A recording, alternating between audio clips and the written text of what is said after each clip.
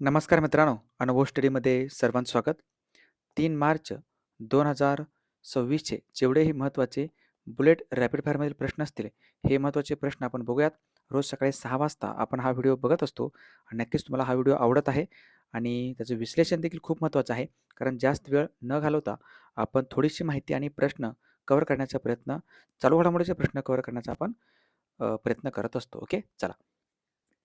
तुमच्या मित्रापर्यंत link share करा. जे विद्यार्थी नवीन असतील, चॅनलला पहिल्यांदा आले असतील, तर चॅनलला एकदा सबस्क्राईब करून ठेवा आणि शक्य झालं तर व्हिडिओ लाईक करून ठेवायचं आहे. ओके, चला सुरू करता आपण अत्यंत महत्त्वाचा पहिला प्रश्न. तत्पूर्वी मागच्या लेक्चरमध्ये तुम्हाला एक प्रश्न विचारलं होतं, ज्याचं उत्तर सर्वांनी अगदी छान पद्धतीनं बरोबर दिलं आहे. प्रश्न असा होता, भारताने खालीलपैकी कोणत्या ठिकाणी मैत्री 2 मिशन सुरू केलेलं आहे? मैत्री 2 मिशन सुरू केलं होतं आपण अंटार्क्टिका खंडामध्ये या संशोधन करण्यासाठी.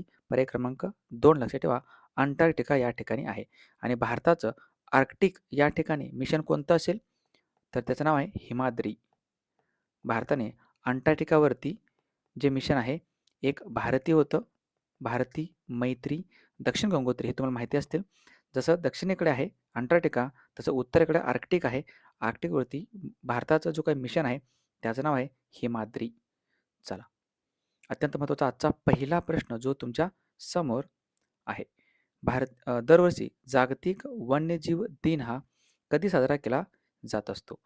वन्यजीव दिवस आहे, त्याला आपण वाईल्ड लाईफ प्रोटेक्शन डे म्हणतो आपण, आणि हा असतो दरवर्षी 3 मार्च रोजी साजरा करतो आपण. पर्याय क्रमांक 3 लक्षात ठेवा, आजच्या दिवशी आपण साजरा करतो जागतिक वन्यजीव दिन. ओके. आणि वन्यजीव म्हणजे वनामध्ये राहणारे जीव आहेत. भारताने एक कायदा देखील केला आहे. भारतीय संस्थेने किंवा भारताने एक कायदा केला आहे भारत सरकारने, की वन्यजीव संरक्षण कायदा. वन्यजीव संरक्षण कायदा सर्वांना माहिती असेल आणि तो कायदा कधीचा असेल? हा कायदा 1972चा आहे. वाईल्ड लाईफ प्रोटेक्शन ॲक्ट 1972 लक्षात ठेवा. जागतिक वन्यजीव दिवस. आणि जेवढेही मार्च महिन्यातील दिवस आहेत, त्यांच्यावरती एक नजर आपण टाकूयात, जेणेकरून रिव्हिजन तुमचं खूप छान पद्धतीने होऊन जाईल. 1 मार्च आहे. 1 मार्चला राहतं. ओके, 1 मार्च आहे. या 1 मार्चला असतं शून्य भेदभाव दिवस किंवा जागतिक नागरी संरक्षण दिवस. 3 मार्चला आहे जागतिक वन्यजीव दिवस. 4 मार्चला आहे राष्ट्रीय सुरक्षा दिवस. त्यानंतर यौन शोषणाविरुद्धचा लढण्याचा दिवस. 8 मार्चला असतो आंतरराष्ट्रीय महिला दिवस. 10 मार्चला आहे राष्ट्रीय उद्योग दिन. 12 मार्चला असतो समता दिवस किंवा जागतिक किडनी दिवस. जो जागतिक किडनी दिवस आहे तो मार्च महिन्याचा दुसरा गुरुवार आपण साजरा करतो आणि यंदाचं 2026चं मार्च महिन्याचा दुसरा गुरुवार आहे 12 मार्चला. त्यानंतर 13 मार्चला असतो राष्ट्रकुल दिन किंवा जागतिक मूत्रपिंड दिवस. 14 मार्चला आहे जागतिक पाय दिन. 15 मार्चला आहे जागतिक ग्राहक हक्क दिन. 16 मार्चला आहे राष्ट्रीय लसीकरण दिन. 20 मार्चला आहे जागतिक चिमणी दिवस किंवा जागतिक आनंदी दिन. 21 मार्चला असतो जागतिक वन दिवस, जागतिक कविता दिवस आणि जागतिक डाऊन सिंड्रोम दिन. 22 मार्चला असतो जागतिक जल दिवस. 23 मार्चला आहे जागतिक हवामान दिन किंवा शहीद दिवस. 24 मार्चला आहे जागतिक क्षयरोग दिन. 27 मार्चला असतो जागतिक रंगमंच दिन. खूप महत्त्वाचे दिवस आहेत. याच्यावरती खूप महत्त्वाचं आपण रिव्हिजन केलं आहे. चला, नवीन असेल तर त्याला एकदा सबस्क्राईब करून ठेवा. दुसरा प्रश्न अत्यंत महत्त्वाचा आपण बघूयात. नुकतेच भारत आणि इस्रायलमधील धोरणात्मक संबंध मजबूत करण्यात त्यांच्या अपवादात्मक योगदानाबद्दल कोणाला स्पीकर ऑफ दी नेसेट जो मेडल आहे त्या मेडलनं सन्मानित करण्यात आलेलं आहे? हे पहिले भारतीय व्यक्ती आहेत ज्यांना हा पुरस्कार देण्यात आला आहे. त्याला आपण speaker of the Knesset medal award म्हणतो आपण. तर ते देण्यात आलं आहे पंतप्रधान नरेंद्र मोदी यांना. पर्याय क्रमांक 2 आहे. ओके, हे पहिले भारतीय व्यक्ती आहेत. पहिले भारतीय व्यक्ती आहेत, पंतप्रधान आहेत, ज्यांना ह्या पुरस्काराने सन्मानित करण्यात आलं आहे. याच्यापूर्वी पंतप्रधान नरेंद्र मोदी यांना भरपूर पुरस्काराने आंतरराष्ट्रीय लेवलवरच्या वेगवेगळ्या देशांच्या सर्वोच्च पुरस्काराने त्यांचा सन्मान करण्यात आलेलं आहे, तुम्हाला माहिती असेल. डोनाल्ड ट्रम्प यांना नुकतंच इस्रायल जो आहे, ह्या इस्रायल देशाचा शांतता जो पुरस्कार आहे, या शांतता पुरस्काराने देखील सन्मानित करण्यात आलेलं होतं डोनाल्ड ट्रम्प यांना. आणि व्हेनेझुएलाचे जे व्यक्ती आहे ते मारिया कोरिना मचाडो यांना भेटलं होतं नोबेलचं शांतता पुरस्कार. Maria Corina Machado. ओके, 2025 शांततेचा नोबेल पुरस्कार त्यांना भेटलेला होता. त्यांनी तो जो का पुरस्कार आहे तो देखील डोनाल्ड ट्रम्प यांना दिलेला आहे. स्पीकर ऑफ द नेसेट लक्षात ठेवा. इस्रायल जो देश आहे, इस्रायलची राजधानी जेरुसलम आहे आणि इस्रायलच्या संसदेचं नाव काय असेल तर ते नेसेट. नेसेट हे संसदेचं नाव आहे, लक्षात ठेवा. बाकी आणि ओके, चला इस्रायल संसदेचं नाव काय असेल नेसेट आहे. इस्रायल सध्या पंतप्रधान कोण असतील? इस्रायलचे सध्या पंतप्रधान आहेत बेंजामिन नेतान्याहू.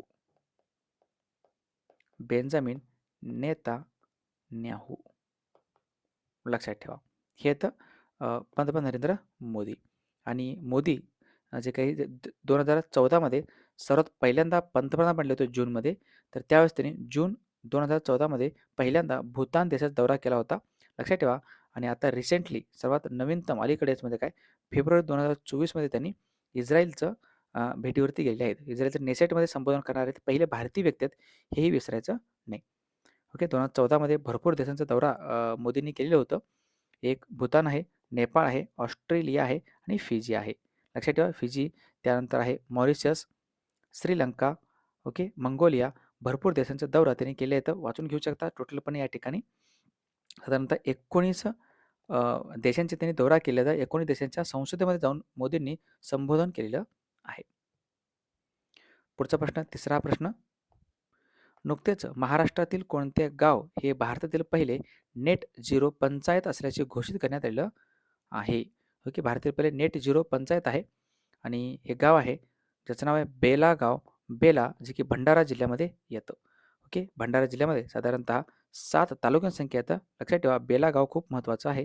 जे नेट झिरो म्हणजे काय तर कार्बनचं जो उत्सर्जन होतं, कार्बनचं जे उत्सर्जन आहे हे उत्सर्जन कमी करण्यासाठी खूप चांगल्या पद्धतीनं ह्या गावानं प्रयत्न केले आहे. त्यामुळं तो पहिलं गाव बनलेलं आहे. टोटल 0 कार्बन उत्सर्जन त्या ठिकाणी होतं. बेला ग्रामपंचायत किंवा बेला जो गाव आहे तो भंडारा जिल्ह्यामध्ये येतो. भंडारा येतं आपल्या नागपूर प्रशासकीय विभागामध्ये. काही दिवसापूर्वी संपूर्ण भारतामधील बेस्ट ग्रामपंचायत जे आहे, ह्या बेस्ट ग्रामपंचायतचं पुरस्कार भेटलं होतं. तर ते रोहिणी ग्रामपंचायतला भेटलेलं होतं, जे की धुळे जिल्ह्यामध्ये येतं. याच्या व्यतिरिक्त अहिल्यानगर जिल्ह्यामध्ये सौंदाळ नावाचं गाव आहे. हे गाव महाराष्ट्रातील पहिले फर्स्ट जातमुक्त ग्रामपंचायत बनलं होतं. ही तुम्हाला माहिती असेलच. ओके, जातमुक्त ग्रामपंचायत सौंदाळा जे की नेवासा तालुक्यामध्ये येतं, अहिल्यानगरमध्ये आहे. आणि हे माझं गाव आहे. ओके, चलो काय हरकत नाही. पहिले नेट झिरो पंचायत असल्याचे घोषित करण्यात आलेले आहे. कुठलं गाव? बेला, भंडारा लक्षात ठेवा. आणि जो कार्बन नेट झिरोचं जो काही टार्गेट आहे, कार्बन नेट झिरो जो टार्गेट आहे, लक्ष्य आहे ते 2070पर्यंत आहे. ओके, 2070पर्यंत आहे भारताचं. 2070पर्यंत भारत हा कार्बन नेट झिरो होईल असं भारत सरकारचं म्हणणं आहे. बघूयात होत आहे का. ओके, हे आहे कार्बन नेट झिरो असणारा जो काही गाव आहे तो गाव. आणि पहिले जे घडामोडी त्यांच्यावरती एक नजर टाकूयात आपण. खूप खूप महत्त्वाचं आहे बघणं हे. नासाच्या international air and space programme पूर्ण करणारी पहिली भारतीय महिला कोण ठरली असतील? ज्यांचं नाव आहे जान्हवी डांगेती. आंतरराष्ट्रीय अंतराळ स्टेशनला भेट देणारे पहिले भारतीय बनले आहेत शुभांशु शुक्ला. ब्रिटनच्या गुप्तचर संस्थेच्या प्रमुखपदी निवड होणारी पहिली महिला बनली आहेत ब्लेझ मेट्रेवली. कोणत्या राज्यात भारतातील पहिले फुलपाखरू अभयारण्य ज्याचं नाव आहे अर्लम वन याची स्थापना करण्यात आली आहे? तर हे आहे केरळमध्ये. कोणत्या राज्याने पहिले योग धोरण लॉन्च केलं असेल? तर ते राज्य आहे उत्तराखंड. आणि टेस्ट क्रिकेटच्या दोन्ही खेळामध्ये शतक करणारे पहिले भारतीय विकेट किपर असतील ऋषभ पंत, लक्षात ठेवा. चला पुढचा प्रश्न अत्यंत महत्त्वाचं आहे, चौथा प्रश्न.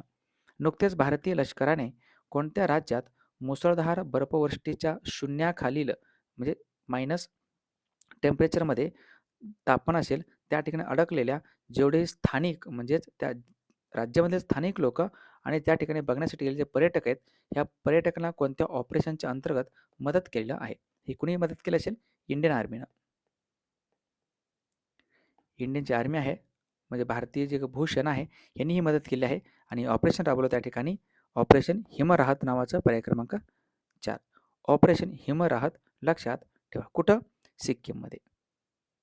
ओके, ॲक्च्युली ऑपरेशन हां, ऑपरेशन अंतर्गत मदत केली आहे इथं असं विचारलं आहे, परंतु कोणत्या राज्यात विचारले? राज्य आहे सिक्कीम. चला ऑप्शन थोडं चेंज जरी केलं तर काय हरकत नाही.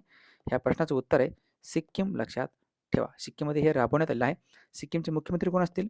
प्रेमसिंग तमांग. प्रेमसिंग तमांग हे मुख्यमंत्री आहेत आणि अशोक कुमार माथुर जे आहेत हे राज्यपाल आहेत सिक्कीमचे. राजधानी मात्र काय असेल? गंगटोक ही आहे राजधानी. लक्षात ठेवा. आणि काही दिवसापूर्वी हे झालं ऑपरेशन हिमराहत आहे. ओके. भारतीय भूसेनेनेच आपलं अजून एक ऑपरेशन राबवलं होतं ज्याचं नाव आहे ऑपरेशन राहत फक्त. ऑपरेशन राहत हे हिमराहत आहे आणि हे राहत आहे. हे देखील भारतीय आर्मीनंच भारतीय लष्करानेच राबवलेलं आहे. कुठं? तर जे अतिवृष्टी झाली होती. ओके. अतिवृष्टी म्हणजे जे अतिवृष्टी झाल्यामुळे पूर आला होता. कुठं? जम्मू काश्मीर, पंजाब आणि हिमाचल प्रदेश. लक्षात ठेवा. जम्मू काश्मीर, हिमाचल प्रदेश आणि पंजाबमध्ये ज्यावेळेस पूर आला होता, त्या पुरामध्ये अडकलेले जेवढे नागरिक आहेत, त्या नागरिकांना मदत करण्यासाठी ऑपरेशन राहत सुरू केलं होतं इंडियन आर्मीनं. लक्षात ठेवा. हे ते ऑपरेशन आहे.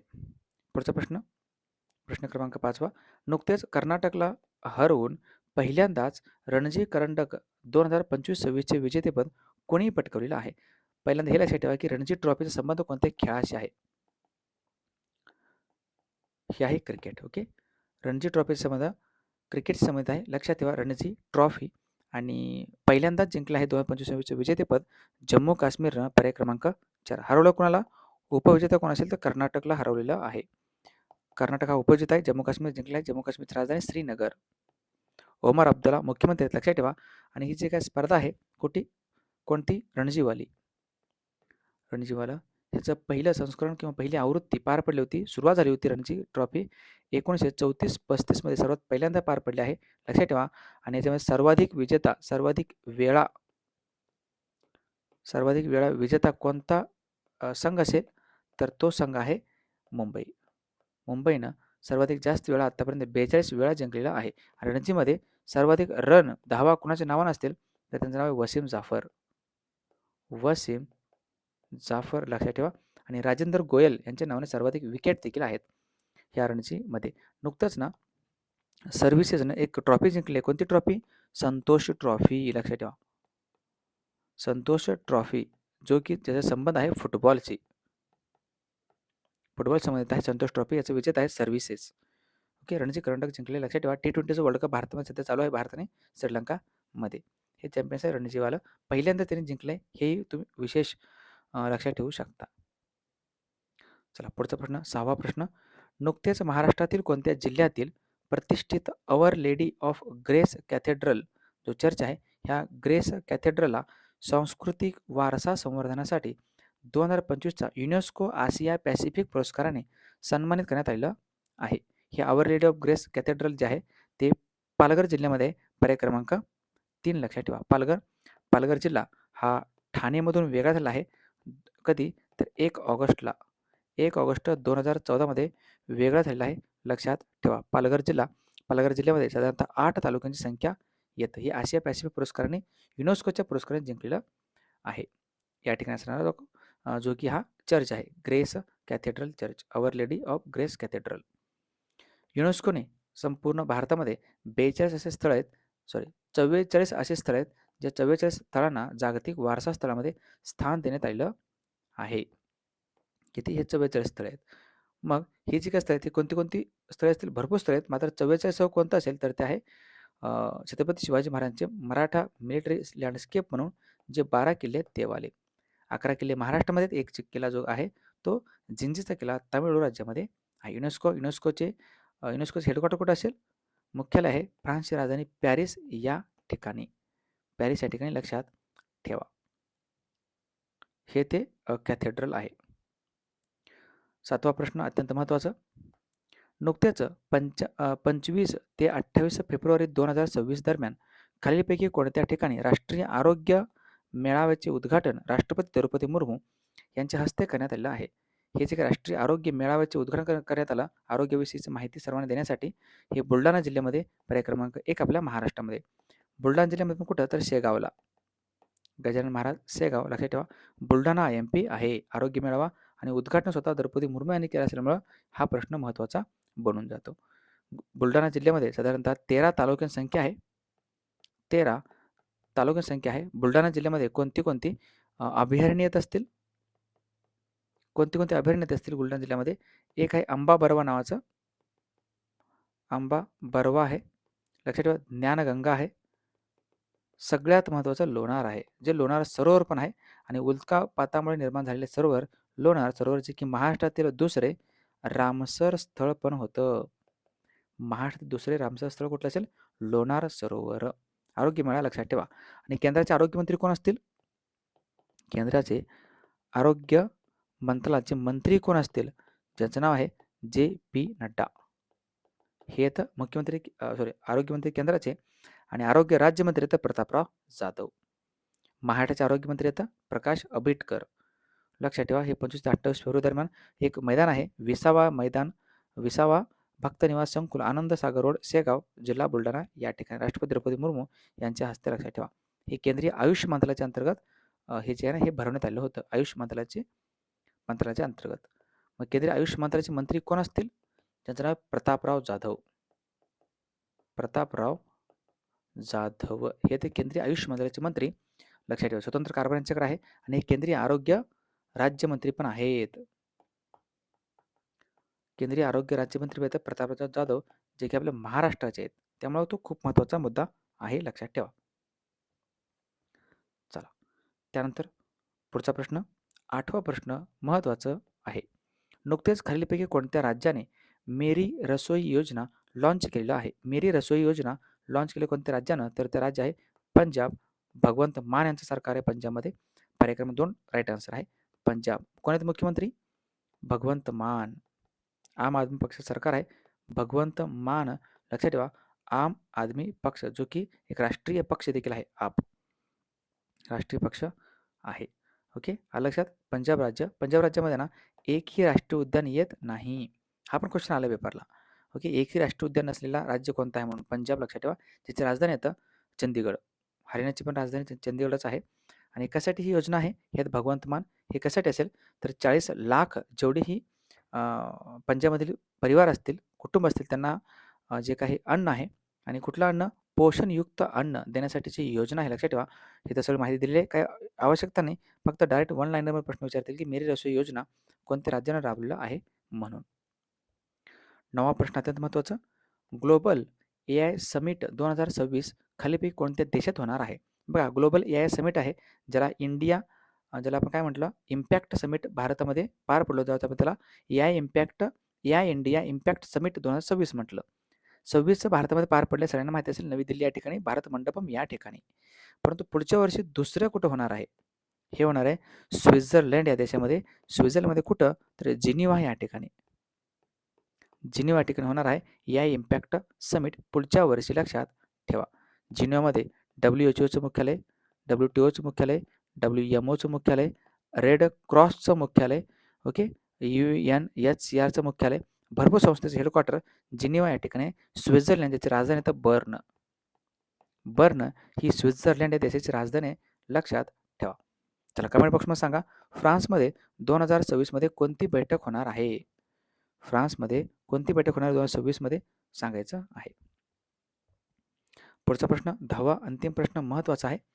नुकत्याच खालीलपैकी कोणत्या राज्यात भारत आणि जपान यांच्या दरम्यान संयुक्त लष्करी सराव साजरा केला जातो? धर्मा गार्डियन. हा धर्मा गार्डियन युद्ध अभ्यासाची 7वी आवृत्ती पार पडले कोणत्या राज्यामध्ये?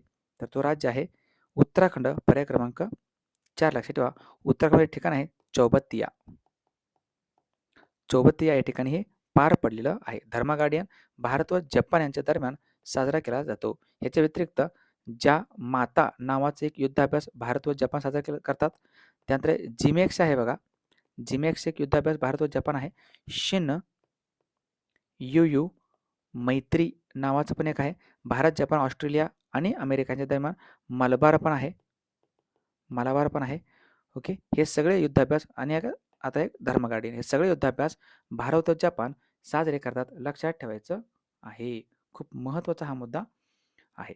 आणि हिमाचल प्रदेशमध्ये बकलोह नावाचे ठिकाण आहे.